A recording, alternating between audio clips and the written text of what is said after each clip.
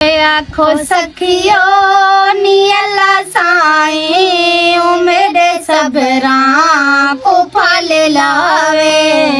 वो जड़े कदमा ते टुर गया है उना ही कदमा ते वाले आवे आखो सखियो नी अल्लाह साईं ओ मेरे सबरा को फल लावे बस रिहर्सलिंग थी पे मैं टिकटॉक बना ना पहले इन्हां दी आपस आवाज भी होवे सही ते नाल इकट्ठे आखन लेकिन एक बोल आए एक नहीं आना चलो याद करके बुला करे सो